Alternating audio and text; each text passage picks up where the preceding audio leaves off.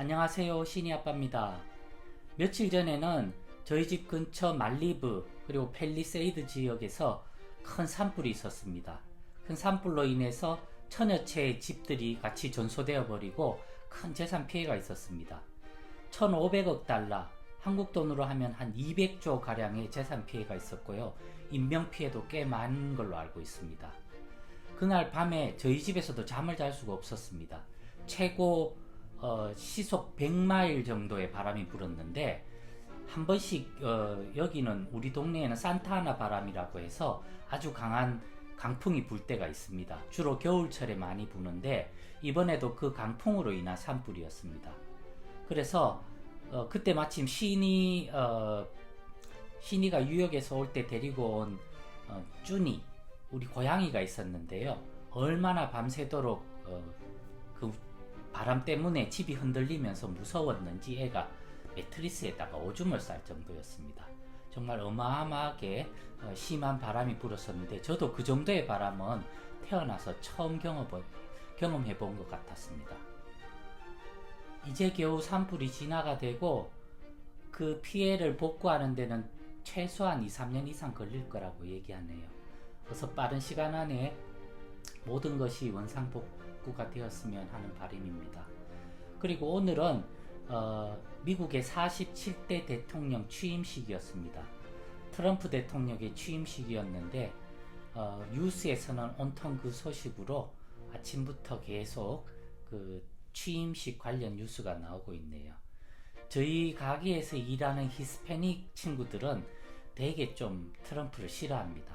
왜냐하면 1,000만 명의 그 불법 이민자들이나 뭐 그런 사람들을 추방한다고 하니까 뭐 그 친구들이 좋아할 리는 없겠죠. 어쨌든 좀 더 강한 미국이 된다고 하니까 한번 기대해 보겠습니다.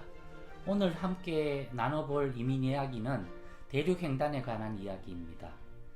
저희들이 처음에 동부의 메릴랜드 주 솔주베리라는 곳에서 처음에 도착을 했다가 그 다음에 이제 캘리포니아로 이동을 하게 됩니다.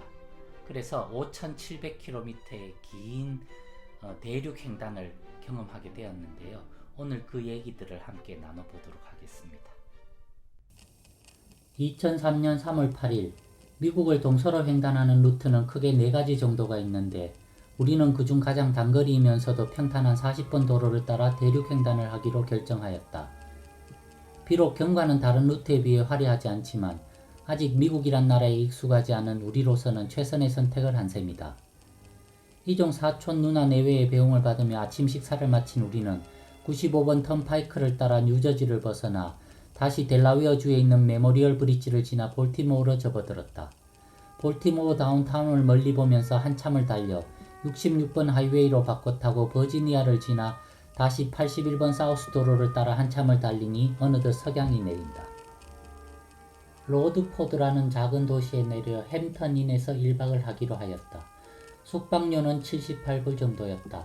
식비를 아끼기 위해 전기밥솥을 이용해 밥을 해서 밥솥을 들고 다시 주차해 놓은 차로 와서 김, 열무김치, 고추장 등을 반찬으로 밥을 먹었다. 정말 세상에서 가장 맛있는 저녁이 아니었나 싶다. 꽤 긴 시간을 운전한 탓에 자리를 펴는 순간 기절해버린 것 같다. 2003년 3월 9일 숙소에서 제공하는 아침 식사를 든든히 먹고 우리는 현대판 역마차에 몸을 싣고 다시 서부로의 여정을 계속하였다. 잠시 후 브리스톨이라는 곳을 지나면서 테네시주로 접어들었다. 81번 도로를 따라 한참을 달리다 40번 도로를 만나 내시비를 지나면서 시간 변경성을 넘어서 시계를 1시간 앞으로 돌려놓았다.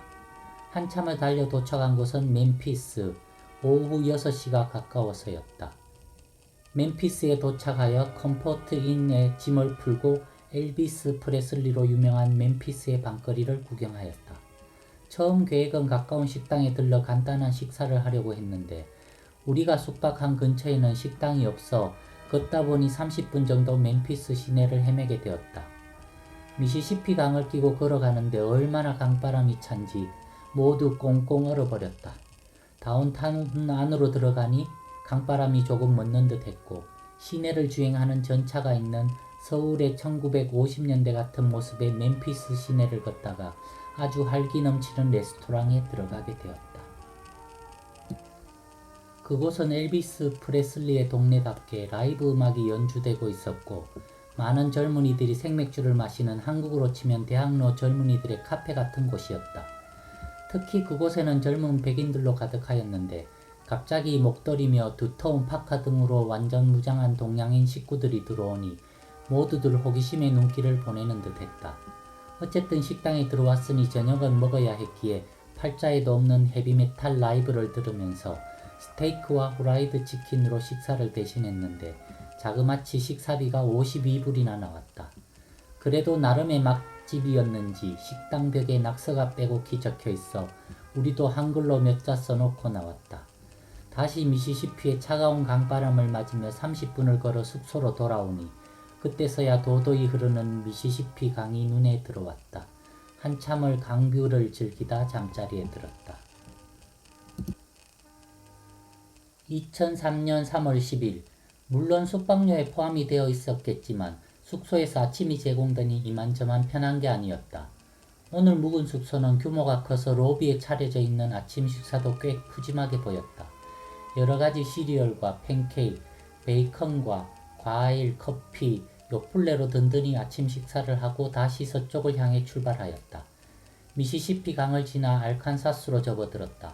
40번 도로를 따라 한참을 달리니 주도인 리틀락이 나왔고 몇 시간을 더 달리니 몇 년 전 폭발사고로 시끄러웠던 오클라호마가 나타났다. 아침에 숙소에서 해온 밥으로 작은 공원에 들러 맛있게 밥을 먹었다. 역시 한국 사람은 밥이 들어가야 식사를 한 느낌이 드는 듯 했다. 식사를 마치고 다시 끝이 보이지 않는 길을 달리니 저녁이 되면서 텍사스로 접어들었다. 아마릴로라는 작은 동네에 차를 세우고 마이크로텔 인이라는 곳에서 71불을 주고 1박을 하게 되었다. 저녁을 해먹기가 귀찮아 근처 파파이스에 가서 대충 식사를 때웠는데 기름에 튀긴 치킨을 먹어서인지 소화가 되지 않아 피곤함에도 잠을 쉽게 들 수가 없었다. 2003년 3월 11일 이제 차창 밖의 풍경도 서부의 사막 풍경 모습을 보이고 있었다. 메릴랜드를 떠날 때만 해도 눈이 쌓인 도로를 걱정했는데 타임머신을 타고 이동한 듯 이곳은 여름 같은 뜨거운 햇살이 느껴졌다. 텍사스에서 묵었던 숙소를 떠나 1시간가량을 달려 뉴멕시코로 접어들었고 점심 무렵이 되니 다시 시간 변경선이 도로가에 안내되어 있어 1시간을 뒤로 돌려놓았다. 도로 옆에 마련된 피크닉 장소에 차를 멈추고 간단히 점심을 해결하고 길지 않는 시간을 달리니 애리조나로 접어들었다. 텍사스를 지나올 땐 박찬호가 떠올랐고 애리조나로 접어드니 김병현 생각이 난다. 우리와 상황은 다르지만 어쨌든 이역만리에 와서 고생한다고 생각하니 측은하기도 하고 자랑스럽기도 했다. 저녁까지 똑같은 사막 같은 풍경을 보며 정신없이 달리니 드디어 93번 도로가 나타났고 라스베가스 쪽으로 간다는 표지판이 나온다. 시간 변경선이 있어 또다시 시계를 고치고 이런 기회가 쉽게 오지 않을 것 같아 582번 도로를 따라 한참을 가니 사막의 끝에서 거대한 용광로의 불빛 같은 도시가 저기에 보인다.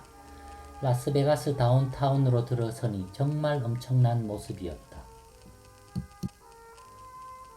가장 번화하다는 거리를 지도를 보며 찾아가 보니 세계에서 유명하다고 이름난 호텔들은 모두 그곳에 있는 듯하였다. 천천히 차를 몰면서 돌아본 라스베가스 거리는 활락의 열기와 생동감이 공존하고 있는 모습이었다. 천천히 거리 구경을 마치고 피라미드 모양의 룩소라는 호텔에 들어가니 평일이라 비교적 저렴한 72불에 숙박을 할 수 있었다. 호텔 안에 객실이 얼마나 많은지 신혼부부가 들어와 하루에 한 번 방을 옮기면 아기를 낳아서 나갈 수 있을 만큼 객실 수가 많다고 한다. 짐을 풀고 내려가 보니 처음 보는 도박 기계들 앞에는 사람들이 빼곡히 앉아 도박에 정신이 팔려 있다. 식사는 호텔 내 뷔페를 이용했는데 역시 우리 입맛에 맞는 음식은 별로 없는 듯 했다.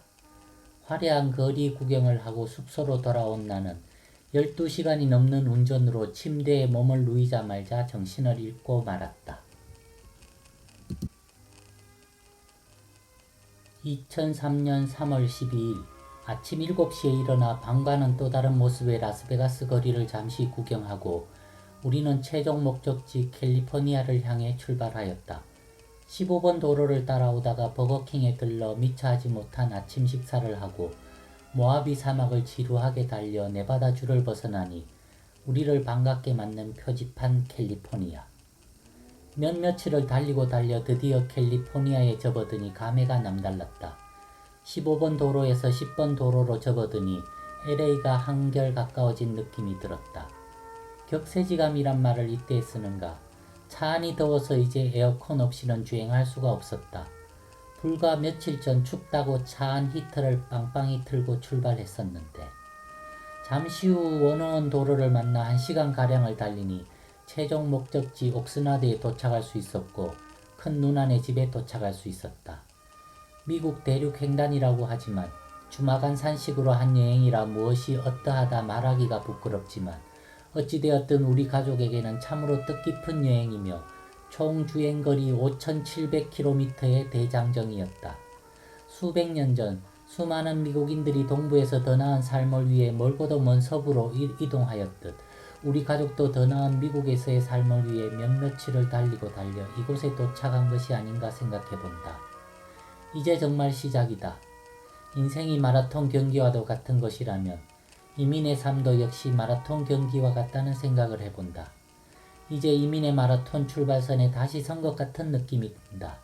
우리 가족, 마라톤의 길고 긴 여정을 지나 중간 포기 없이 좋은 성적으로 결승선에 도착할 수 있을 때까지 신의 가호가 함께 하길 기도해 본다.